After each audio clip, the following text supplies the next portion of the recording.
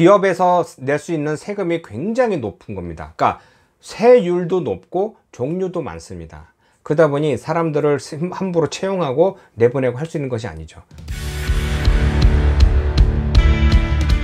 뭐 이건 여기 브라질뿐만 아닙니다. 전 세계 어느 나라나 그렇습니다. 잘 사는 나라에서는 못 사는 나라의 생활 수준을 굉장히 낮게 봅니다. 그럼 못 사는 걸 어떻게 표현하느냐? 그 나라 임금 소득이나 뭐 이런 복지 상황 이런 걸 전부 다 포함해서 보는데, 옛날에 저도 여기 남미에서 35년 살고 있지만 브라질뿐만 아니라 다른 나라에서도 한국을 무시하는 경우가 많았습니다. 한국 사람 나가라, 못 산다, 너희들 나라 가라, 뭐 이렇게 했었는데, 그때는 이제 우리나라가 이제 아직 발전하기 전이었으니까 그렇게 차별받았는데, 요즘에는 바로 우리 한국 사람들이 밖에 나가서 차별하고 다니죠. 특히 동남아 같은 데 가서 돈 쓰면서 팁 주면서 10불 주면서 야 뭐 이렇게 흔드는데, 그게 어쩔 수 없이 잘못된 것은 맞고 사람을 비하하는 건 잘못됐지만은 경제 규모에 따라서 자기 수준에서 세상을 보고 판단하기 때문에 그런 겁니다. 그렇기 때문에 브라질뿐만 아니라 다른 나라에 가서도 그 나라 경제 수준이 낮기 때문에 거기는 물가가 쌀 것이다 라고 생각하는데, 그게 아닙니다. 뭐든지 일반적인 경제학에서 누구나 배우는 건데, 공급과 수요의 원칙입니다. 그러니까 어느 정도 수요가 있으면 공급이 원활하고, 그럼 이게 잘 돌아가면 문제가 없는데, 여기는 아까 말씀드린 것처럼 뭐 국민 소득이 별로 낮다 보니까 일반적인 사람들이, 사실 또 중요한 거는 어느 나라나 사람들이 사는 수준은 똑같습니다. 그러니까 무슨 말이냐, 중상층이 사는 거는요, 집 크기나 자동차 크기나 입는 옷이나 먹는 것이나 인터넷이나 컴퓨터나 이 생활 수준이 중상층은 비슷합니다. 전 세계적으로. 그만큼 소비는 그만큼 해야 되는데, 소비가 그만큼 있더라도 공급이 원활하지 않는다면, 그러니까 브라질이 2억 명이 넘지만은 여기서 중상층 생활할 수 있는 사람이 한 5천 명만 된다. 그러니까 4분의 1밖에 안 된다. 그렇게 되면 만약에 대한민국의 국민 소득이 높다면은 브라질과 비교했을 때 대한민국이 오히려 더 잘 사는 거고, 그 시장이 큰 겁니다. 그래서 모든 소비나 물가나 이런 게 다 한국이 다 잘 살고 많이 쓰고 있는 거죠.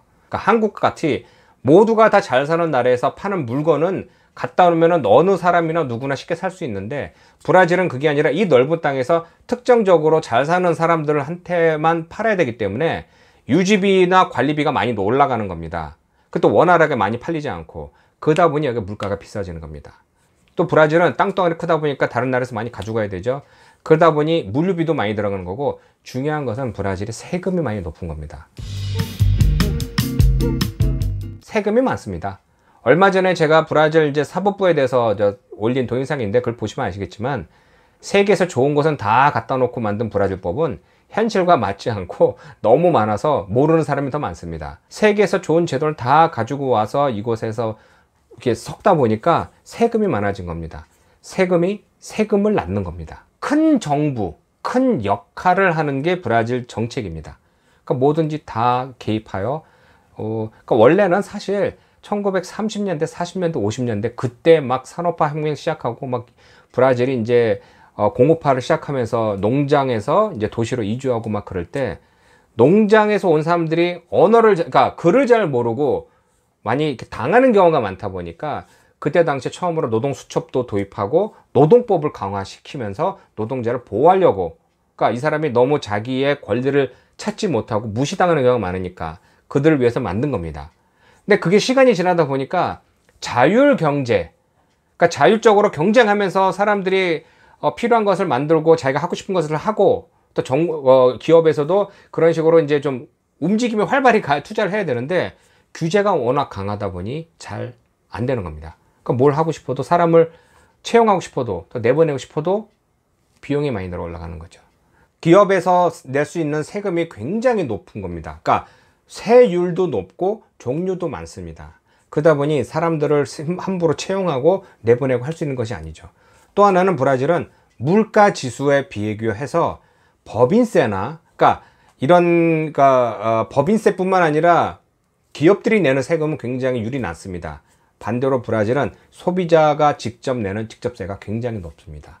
정부의 지출에서 이 세금이 몇 프로를 차지하느냐 봤을 때, 평균적으로 OECD 같은 경우는 이제 30% 정도 이제 선에서 합니다. 그러니까 이제 북유럽이나 또 잘 사는 나라에서는 뭐 40% 거의 가까이 되고, 파라과이, 뭐 라틴 아메리카 같은 경우는 그 이하 뭐 20% 10%밖에 안 됩니다. 그러니까 브라질은 또 중간에 있어서 한 30% 이상 되고요.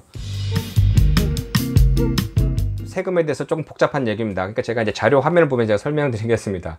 그러니까 보통 다른 나라에서는 그러니까 부가가치세라고 해서 어떤 물건을 사면 거기에 퍼센티지 붙여서 바로 그 자리에 세금을 걷어들이죠. 그러니까 일반적으로 이제 세금이 이제 한 많이 알려진 게 많은 것 중에 물건을 살 때 보면 세 가지가 일단 크게 나옵니다.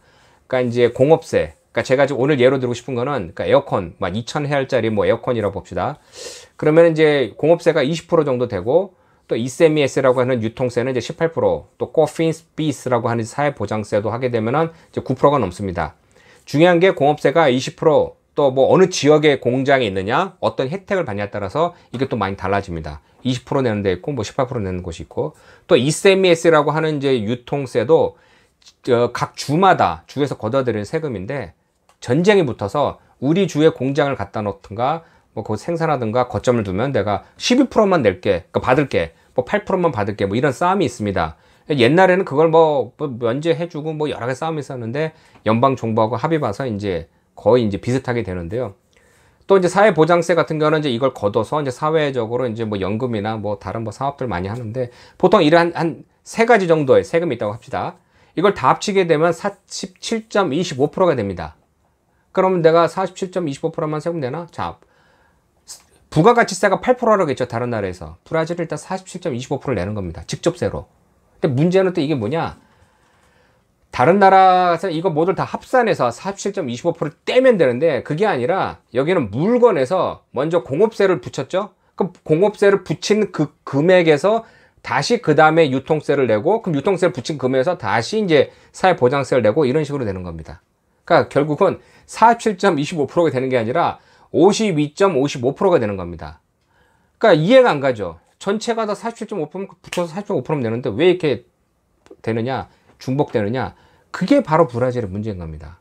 그러니까 이제 제가 만든 말로는 낙수 효과가 아니라 여기는 낙차 세법이라고 해서 세금을 뗄 때 계산할 때 금액에서 세금을 더하고 그 금액을 합산해서 다시 그 총 금액에 다시 또 세금을 계산하는 등 이게 문제가 되는 겁니다. 그러다 보니 브라질의 물가가 굉장히 높은 겁니다. 그러니까 첫 번째가 세금이 높은 거고요. 그러니까 세금 종류가 많고 세율이 높고 또 그게 다시 또 중복되는 게 이게 문제가 되는 겁니다. 그러다 보니 여기서 사신 분들이 많이 아시는데 같은 제품을 외국에서 만든 회사에서 만들어서 브라질로 보냈을 때 자기네 나라에서 만든 제품이 같은 가격이 브라질에 오게 되면 보통 4배가 되는 겁니다. 그게 뭐냐?